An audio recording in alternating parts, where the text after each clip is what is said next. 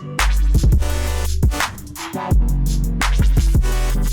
nombre est symptomatique du problème d'organisation qui affecte les marchés. Pour cette raison, le gouvernement a réfléchi et est en train de mettre en œuvre un vaste programme de modernisation de ces marchés, incluant naturellement la réalisation ou la réhabilitation de certaines infrastructures, mais aussi de certains ouvrages. Ce programme, au demeurant, ne saurait être mis en œuvre sans le respect strict du cadre réglementaire qui existe depuis plusieurs années. Parce que notre pays s'est doté, à travers un arsenal juridique complet, de dispositions qui sont propres à faire assurer les règles de sécurité au sein des marchés. Il faudra donc veiller à ce que ces règles soient respectées, mais également, et en collaboration avec tous les partenaires intervenant dans le secteur de ces marchés, assurer une très bonne collaboration. Sous ce rapport, il sera intéressant de faire intervenir la direction de la protection civile, mais également la Brigade nationale des sapeurs-pompiers et les associations qui sont dans le secteur. Ça, c'était pour expliquer qu'il s'agira, pour assurer cette sécurité dans les marchés, de veiller à ce que toutes les règles de bonne occupation, de délimitation des périmètres des marchés, de surveillance de tout ce qui est de nature à entraîner les incendies soient respectées pour les marchés existants. Par contre, à construire, il faudra veiller strictement à ce qu'il y ait des plans cadastraux, qu'il y ait des plans d'aménagement et que les règles qui doivent être respectées et issues de l'arsenal que j'ai rappelé tantôt soient de façon effective observées et à tout point de vue. Ça, c'était par rapport aux différentes interrogations qui ont pu survenir et relativement à la sécurité qui concerne les marchés au Sénégal. Alors, pour répondre à M. Cheikh Bamba Gueye et à d'autres journalistes sur la tenue des élections, la réponse trouve sa source dans une loi.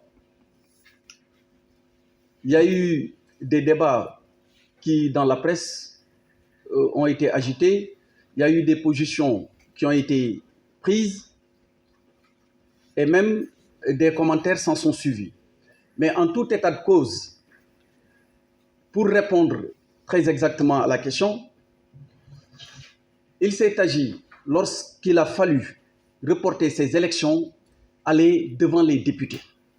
C'est donc une loi qui a été votée à l'Assemblée nationale et qui a prévu ce report suite à un consensus noté dans le cadre de la commission politique du dialogue national, lequel consensus a été fait autour de la nécessité, selon les différents acteurs donc impliqués, d'évaluer le processus électoral depuis les élections donc, de 2016, d'auditer le fichier électoral et enfin de s'accorder sur une proposition de date qui devra être actée par décret.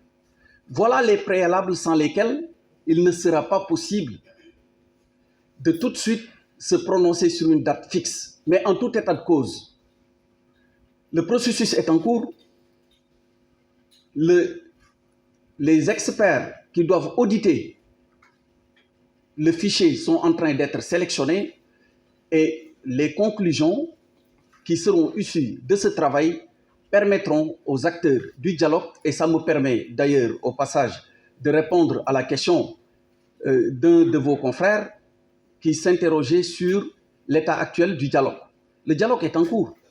Il y a des travaux qui se poursuivent pas de façon interactive entre acteurs, mais c'est au contraire le processus de sélection des auditeurs qui permettra à terme d'avoir des résultats lesquels devront, avec le rapport final, déboucher sur une conclusion propre à retenir une date certaine. C'est donc les précisions que je souhaitais apporter sur cette question. Un autre de vos confrères a posé une question sur le nombre de morts. Mais je note que dans la formulation de sa question, lui-même a parlé d'émigration clandestine.